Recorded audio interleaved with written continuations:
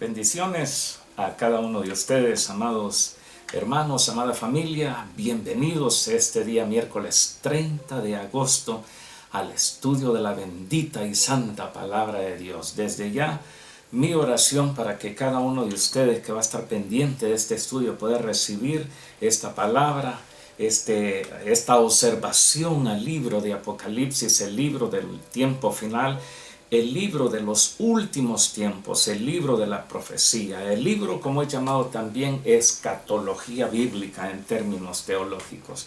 Hoy día continuaremos haciendo unas observaciones a este libro para contemplar, para ver, para presenciar, para visualizar la belleza que encontramos ahí en todo lo que el Señor puso en el corazón, en la mente, en el espíritu del apóstol San Juan respecto a los últimos tiempos.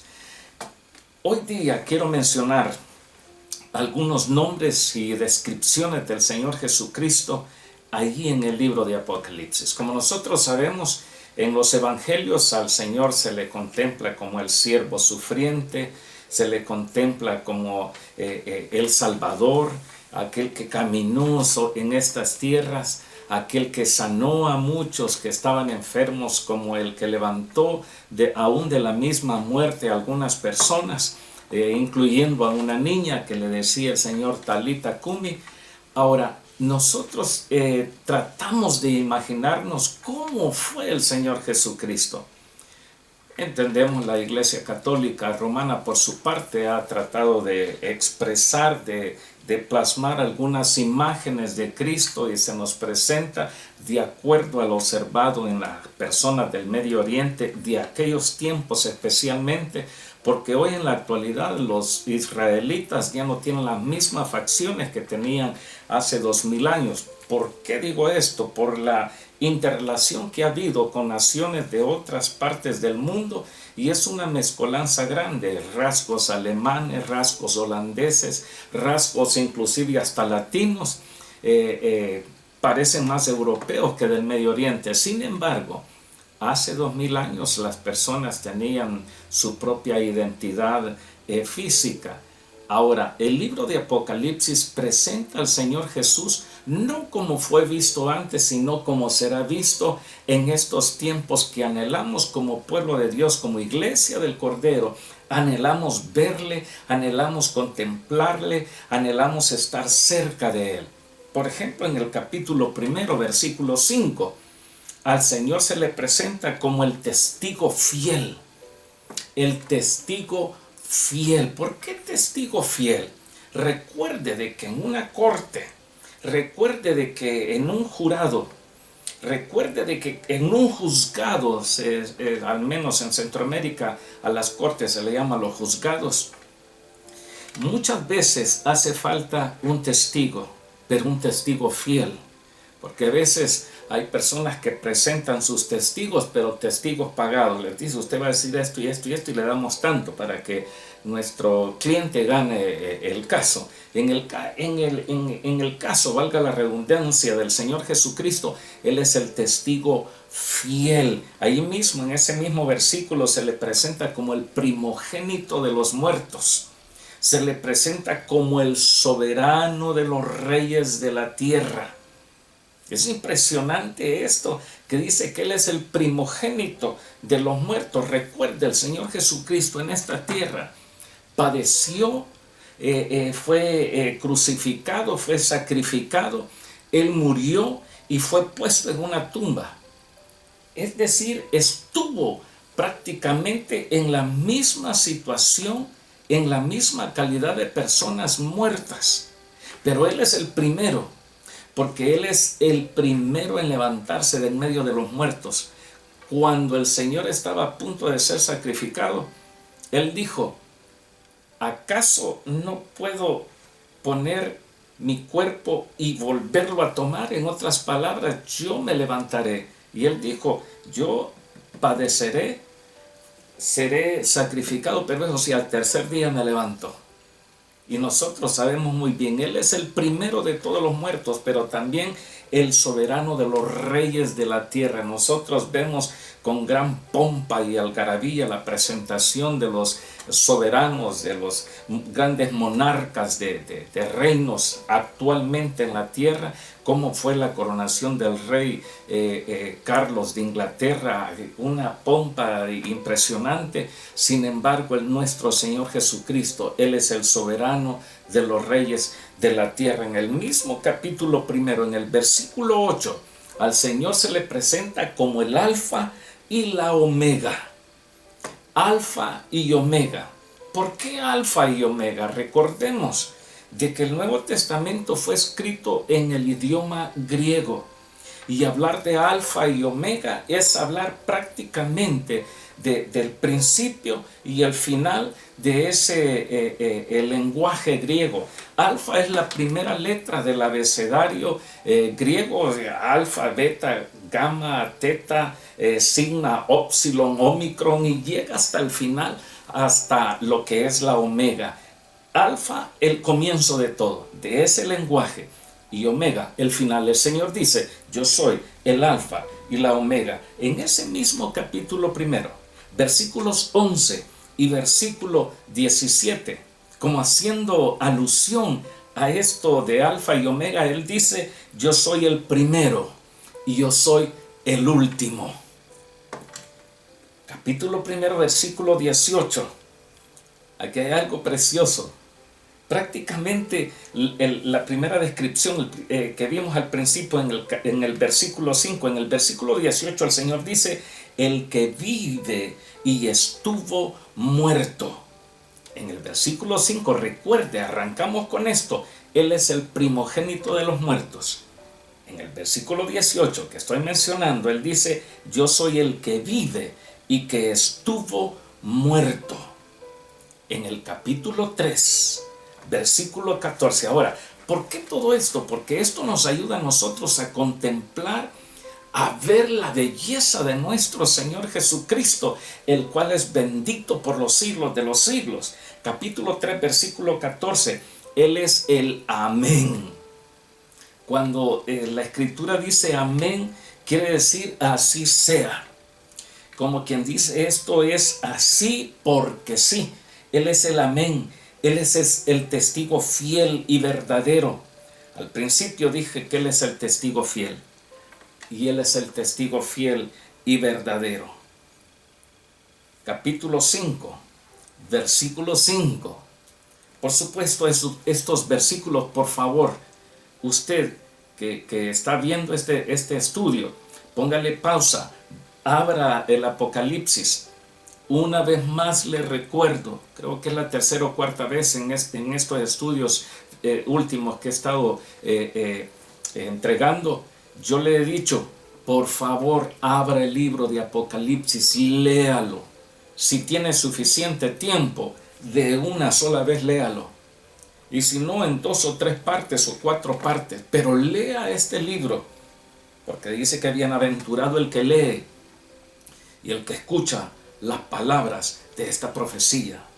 Capítulo 5, versículo 5, insisto, Él es presenciado, Él es contemplado, Él es puesto de manifiesto como el león de la tribu de Judá. Cuando Israel marchaba, deambulaba en el desierto, el Señor dio órdenes a Moisés y dijo: dividirás las tribus de Israel en 4 grupos, de 3 tribus cada uno de estos grupos, 3 al norte, 3 al sur, 3 al este y 3 al oeste. Y al medio estará el tabernáculo que tú mismo construirás. Y cabe mencionar de que donde estaba la tribu de Judá era precisamente la primera en moverse, era la que estaba como vigilando, era la que estaba custodiando el tabernáculo de reunión donde Dios el Todopoderoso se reunía con su pueblo. El león de la tribu de Judá, para los judíos actualmente y siempre ha sido de que el león de la tribu de Judá es el único que puede guardar la seguridad de la manifestación de Dios, y Él es presentado como el león de la tribu de Judá. capítulo 6, versículo 1, a él se le presenta como el Cordero. Bendito sea el Señor. ¿Qué fue lo que recibió Juan el Bautista? Cuando estaba bautizando gente, uno tras otro, ahí en el río Jordán, cuando de repente va apareciendo el Señor Jesús, el carpintero, el hijo de José y de María, como se conocía, el carpintero de Galilea. Cuando Juan lo vio, él le dijo: Señor, tú vienes a mí cuando yo necesito ser bautizado por ti. ¿Sabe de que los judíos en ese entonces, cuando Juan el Bautista estaba en funciones en su ministerio y aparece el Señor Jesús, para los judíos no había otro mayor que Juan el Bautista? El mismo Señor Jesucristo dijo: de todos los nacidos de mujer no ha habido otro mayor que Juan el Bautista. Y Juan el Bautista le dice: ¿quiere que yo te bautice? No, no, Señor, tú bautízame a mí. Y el Señor le dijo: no, es necesario que cumplamos toda escritura. Y cuando Juan lo bautiza, toma al Señor Jesús, lo sumerge, porque eso es bautizar. Bautizar no es tomar un poquito de agua y echar encima. No, bautizar es la palabra que nosotros usamos en nuestro idioma. En griego, baptizo. Y baptizo es sumergir algo o a alguien. Entonces, cuando Juan sumerge al Señor Jesús, o es decir, cuando Juan lo bautiza y el Señor se levanta, entonces se escucha una voz desde los cielos que dice: este es mi Hijo amado, en él tengo toda complacencia. Juan también expresó y dijo: he aquí el Cordero de Dios que quita los pecados del mundo, sabiendo que él bautizaba para arrepentimiento, pero él reconoció en Jesús el Cordero de Dios. Muy bien, entonces en Apocalipsis capítulo 6 versículo 1, insisto, a él se le presenta como el Cordero. Capítulo 19 versículo 16, él es el Rey de Reyes y Señor de señores. No hay otro mayor que él. Mire qué precioso dice: él es el Rey de Reyes. Y nosotros pensamos, ¿será entonces el Rey de los reyes y reinas que están en este momento? Recuerde, en Apocalipsis no se ve un solo rey, se ven varios reyes. Se recuerda aquella expresión que se encuentra ahí mismo, que dice: tú nos has hecho a nosotros para Dios reyes y sacerdotes. Pero él, Cristo el Señor, él es el Rey de todos los reyes y él es el Señor de todos los señores. Capítulo 22 versículo 16. Aquí hay algo precioso también en cada parte, en cada descripción, en cada expresión presentando al Señor Jesucristo. Es algo maravilloso. Aquí dice de que él es la raíz y linaje de David. Él es la estrella resplandeciente de la mañana. Hablar de David es hablar del rey David. Y cuando hablamos del rey David, hablamos del dulce cantor de Israel, el autor de la gran mayoría de los salmos, como los tenemos en las Santas Escrituras. Y aquí al Señor se le presenta como la raíz y el linaje. La raíz es de donde venía el rey David. El Señor Jesucristo, él es el comienzo del Señor Jesucristo. En otras palabras, viene el rey David. Y no solamente eso, sino que al Señor se le presenta como el linaje de David, es decir, descendencia de David. Y esto lo vemos claramente cuando el Señor Jesucristo caminaba en esta tierra. Y de lejos se escucha una voz mientras el Señor camina, de aquel hombre que cuando supo que Jesús iba caminando, porque era ciego, Y él dijo, ¿qué es lo que pasa? ¿Qué es ese bullicio que escucha? Le dijeron, si es que va pasando Jesús de Nazaret. Entonces él empezó a clamar a gran voz y a decir, Jesús, hijo de David, ten misericordia de mí. Hijo de David, sí, porque él es el linaje de David. No es que David lo engendró a Jesús, no, no, no. Él fue engendrado por el Espíritu Santo en el vientre de María. Pero por venir de la descendencia de David, a él se le llama también, y este es uno de sus títulos, Hijo de David, como también Hijo del Hombre, Hijo del Altísimo. Hijo de David, linaje de David, la estrella resplandeciente de la mañana. Qué lindo es cuando uno sale de paseo temprano, de madrugada, cuando todavía está oscuro. Y antes de que comience a salir el sol, muchas veces se deja ver una estrella que brilla con gran intensidad.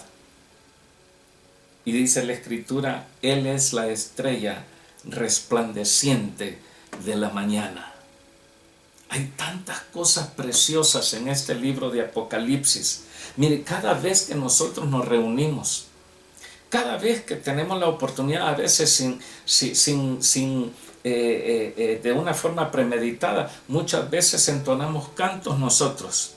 Muchas veces vienen a nuestra memoria, de nuestros recuerdos, cantos tan preciosos. Bueno, Apocalipsis contiene himnos, contiene alabanza, contiene adoración. Por ejemplo, el canto de los 24 ancianos y de los 4 seres vivientes. Veamos, hagámonos la película, hagámonos la imagen, tratemos de ver con los ojos de la fe. Capítulo 5 de Apocalipsis, versículos 6 al 9. Vean lo que dice la Escritura. Y miré, aquí Juan hablando, y miré, y vi que en medio del trono y de los 4 seres vivientes, y en medio de los ancianos, estaba en pie un cordero, como inmolado, que tenía 7 cuernos y 7 ojos, los cuales son los 7 espíritus de Dios enviados por toda la tierra. Versículo 7. Y él vino, es decir, el cordero, y tomó el libro de la mano derecha del que estaba sentado en el trono. Es decir, aquí nosotros vemos al Padre, vemos al Hijo, vemos 4 seres vivientes, vemos alrededor 24 ancianos. Y al Padre lo vemos que tiene un libro en su mano derecha. Juan claramente vio que no fue la mano izquierda, sino que fue la mano derecha de Dios Padre con un libro. Y dice que el Señor, el Cordero, tomó el libro de la mano derecha del que estaba sentado en el trono. Y cuando hubo tomado el libro, escuche, cuando toma el libro, los 4 seres vivientes y los 24 ancianos se postraron delante del Cordero. Eso es lo que dice la Escritura. Yo no sé cómo dice su versión. Estoy leyendo la versión Reina Valera 1960. Dice, se postraron delante del Cordero. Todos tenían arpas y copas de oro llenas de incienso, que son las oraciones suyas y mías, las oraciones de los santos, de los apartados para el servicio de Dios. Versículo 9 dice, y cantaban un nuevo cántico, diciendo, digno eres de tomar el libro y de abrir sus sellos, porque tú fuiste inmolado y con tu sangre nos has redimido para Dios de todo linaje y lengua y pueblo y nación. Observemos algo. Aquí podemos notar nosotros que los 24 ancianos representan en esencia el cuerpo de sacerdotes que somos todos nosotros miembros de la Iglesia de Jesucristo, ¿Por qué razón? Porque ellos cantaban, digno eres. Y en la iglesia, cuando estamos todos reunidos, es tan lindo que se escucha cuando nosotros cantamos, eres digno de abrir los sellos, oh Señor. Ese canto precioso de un hermano de hace más de 30 años atrás que escribió este canto tan inspirado en las Escrituras, donde nosotros cantamos y decimos, eres digno de abrir los sellos porque fuiste inmolado y con tu sangre nos has salvado y con tu poder nos has levantado. Gloria a Dios. Y esto es lo que cantaban aquellos 24 ancianos y aquellos 4 seres vivientes. Tú fuiste inmolado y nos has redimido. El redimido es el pecador. El redimido es el ser humano. No son ángeles los redimidos. Cristo murió por la humanidad. Cristo murió por hombres y mujeres. Cristo no murió por animales. Cristo no murió por ángeles, porque si así fuera, muchos de los ángeles caídos, incluyendo a Satanás mismo, capaz hubiera corrido en arrepentimiento y le hubiera pedido al Señor, perdóname. Pero el Señor murió por usted y murió por mí. Nosotros, la iglesia de Cristo, hemos sido redimidos con la sangre del Cordero, eso sí, de todo linaje, de toda lengua, de todo pueblo y de toda nación. ¿Qué tal si vemos el canto de los 144,000 sellados? De aquellos 12,000 de cada tribu de Israel, como vimos en estudios pasados. Capítulo 14, versículos 1 al 3 de Apocalipsis. Después mire lo que Juan presenciaba, era sublime. Dice, después miré, y he aquí el Cordero estaba en pie sobre el monte de Sión. El monte de Sión, así lo vio Juan. ¿Qué hubo en el monte de Sión? ¿Qué pasó en el monte de Sión? ¿Qué le pasó al monte de Sión? ¿Quién estuvo allí en el monte de Sión?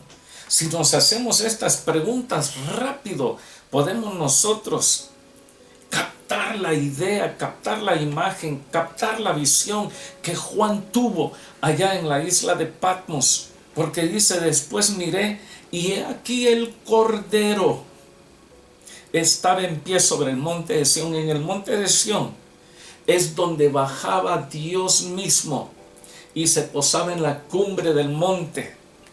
El monte de Sión es cuando Moisés, el libertador, veía de lejos aquel monte y veía que había como fuego y que habían truenos y habían relámpagos, y Moisés dijo, voy a subir a ver qué es lo que pasa allá arriba. ¿Será que es un volcán y está haciendo erupción? Moisés, cuando subió y se acercó, vio una zarza, es decir, como un poco de maleza que estaba ardiendo en llamas, pero no se consumía. Entonces cuando él vio, dijo, qué extraño, porque a veces la zarza la ocupamos para iniciar fuego, para cocinar, para alumbrarnos, pero esta zarza no se consume. Y escuchó una voz del Todopoderoso, eso pasó en el monte de Sión, que le dijo, Moisés, quita el calzado de tus pies, porque el lugar donde estás, santo es. Y Moisés, temeroso, se saca sus sandalias, porque estaba justo en ese lugar.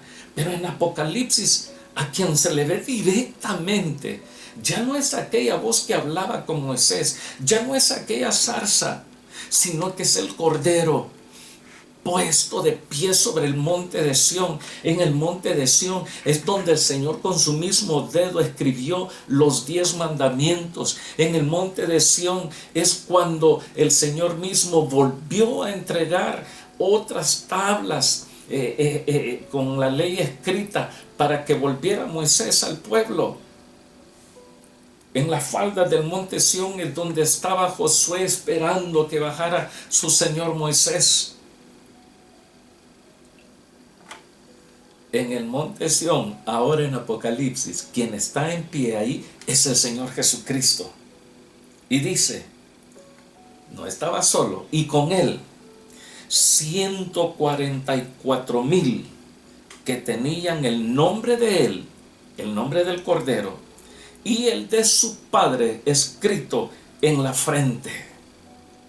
Versículo 2, y oí una voz del cielo, como estruendo de muchas aguas, y como sonido de un gran trueno, y la voz que oí era como de arpistas que tocaban sus arpas y cantaban un cántico nuevo delante del trono y delante de los 4 seres vivientes y de los ancianos, y nadie podía aprender el canto sino aquellos 144,000 que fueron redimidos de entre los de la tierra. Si nosotros observamos esos 144,000 sellados, esos salieron de la gran tribulación. Los 24 ancianos ya estaban en el cielo, pero los 144,000 salen de la gran tribulación. Fueron redimidos 12,000 de cada tribu de Israel. Y era tanto el gozo, tanta la algarabía, tanta la bendición que tenían. Pensemos por un momento que Dios Padre nos escribiera su nombre en nuestra frente, que Dios Hijo escribiera su nombre en nuestra frente, con la llenura, la plenitud del Espíritu Santo en nosotros. ¿Acaso no sería un momento lindo de poder presenciar al Señor Jesucristo, al Cordero de Dios, y entonar cantos? Si muchas veces en nuestras reuniones de iglesia, muchas veces gemimos, lloramos, nos gozamos increíblemente, ahora pensemos estar delante del Cordero. Aparte de ese canto de los 144,000, en Apocalipsis está el cántico de Moisés, bendito sea Dios, y del Cordero. Capítulo 15, versículos 1 al 4. Vea lo que dice. Vi en el cielo otra señal, dice Juan, otra señal grande y admirable. 7 ángeles que tenían las 7 plagas postreras, porque en ellas se consumaba la ira de Dios. Versículo 2. Vi también, dice, como un mar de vidrio mezclado con fuego, y a los que habían alcanzado la victoria sobre la bestia, es decir, los 144,000, y dice, y sobre la bestia y su imagen y su marca y el número de su nombre, en pie sobre el mar de vidrio. Esos 144,000 los vio Juan con arpas, con las arpas de Dios. Versículo 3. Y cantan el cántico de Moisés, siervo de Dios, y el cántico del Cordero, diciendo, escuche, esto le va a traer muchas memorias, como a mí me las ha traído. Grandes y maravillosas son tus obras, Señor Dios Todopoderoso. Justos y verdaderos son tus caminos, Rey de los santos. ¿Quién no te temerá, oh Señor, y glorificará tu nombre? Pues solo tú eres santo, por lo cual todas las naciones vendrán y te adorarán, porque tus juicios se han manifestado. Ese cántico de Moisés fue cuando él vio el mar abierto, cuando él estaba en pie frente al mar y con sus 2 manos extendidas, con la vara que el Señor le había dicho que ocupara, y veía que se abría el mar rojo y el pueblo, los hijos de Israel, pasaban en seco. Después de eso, Moisés comenzó a entonar un canto, el cántico de Moisés, como se le presenta en Apocalipsis. ¿Acaso no es una belleza todo esto? Y es más, en Apocalipsis encontramos 7 veces que el Señor dijo, yo soy. Haciendo un pequeño paréntesis, si usted recuerda, Juan, el apóstol San Juan, él escribió uno de los 4 evangelios que tenemos. Y él fue el mismo que escribió el Apocalipsis. Y escribió 3 epístolas. En el evangelio que él escribió, él es el único que deja plasmado 7 veces que el Señor dijo, yo soy. Cuando Juan está en la isla de Patmos, y él puede ver, él puede oír que el Señor en 7 oportunidades vuelve a decir, yo soy. Seguramente en la mente y en el corazón de Juan, él dijo, yo escribí 7 veces que el Señor dijo, yo soy, y lo dejé escrito. Y claro, ahora nosotros lo conocemos como el Evangelio de Juan. En el Evangelio el Señor dijo, yo soy el pan de vida. Juan 6:48. Sin pan no podemos vivir. Juan 8:12. El Señor dijo, yo soy la luz del mundo. Porque ese versículo dice, otra vez Jesús les habló diciendo, yo soy la luz del mundo. El que me sigue no andará en tinieblas, sino que tendrá la luz de la vida. Número 3. Juan capítulo 10, versículo 7. El Señor dijo, yo soy la puerta de las ovejas. ¿Por qué ovejas? Porque Él es el buen pastor. El rey David dijo, pueblo suyo somos y ovejas de su prado. Y el Señor dijo, yo soy la puerta de las ovejas, es decir, por donde tienen que pasar las ovejas. Por ahí entramos o por ahí salimos. Por ahí entramos y también por allí mismo salimos. ¿Por medio de qué? De la puerta de las ovejas, que es el Señor Jesucristo. ¿Por qué digo yo que ahí entramos y ahí salimos? Porque ahí salimos de nuestra vida pasada. Por allí salimos de una vida sin esperanza, de una vida llena de rencor, de una vida llena de amargura, de una vida llena de sinsabores, de una vida sin fe, de una vida sin amor. Es decir, por esa puerta nosotros salimos de toda esa clase de vida antigua, pero también por ahí entramos a la vida nueva. Aleluya. Ahí entramos a la esperanza, ahí entramos al amor de Dios. Número 4. Juan capítulo 10, versículo 11. El Señor dijo, yo soy el buen pastor. El buen pastor, dijo el Señor, su vida da por las ovejas. Y Él dio su vida para que usted y yo tengamos vida. Número 5. Juan capítulo 11, versículo 25. El Señor dijo, yo soy la resurrección y la vida. Le dijo Jesús, yo soy la resurrección y la vida, y el que cree en mí, aunque esté muerto, vivirá. Todos aquellos que han muerto, todos aquellos que han dejado este mundo, sean personas conocidas de nosotros, sean familiares, sean personas muy amadas de nosotros o que nos amaron demasiado también a nosotros. Si murieron en Cristo, el Señor nos dice algo, aunque esos están muertos, en mí tienen vida, porque aunque esté muerto, vivirá. Número 6, Juan capítulo 14, versículo 6. Jesús le dijo, yo soy el camino y la verdad y la vida. Nadie viene al Padre sino por mí. Nosotros podríamos buscar otros medios.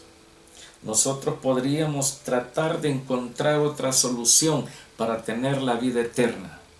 Pero para alcanzar la vida eterna, para alcanzar la salvación, para llegar a la presencia de Dios Padre, Dios Hijo, Dios Espíritu Santo, hay un solo camino, y el Señor dijo: yo soy ese camino.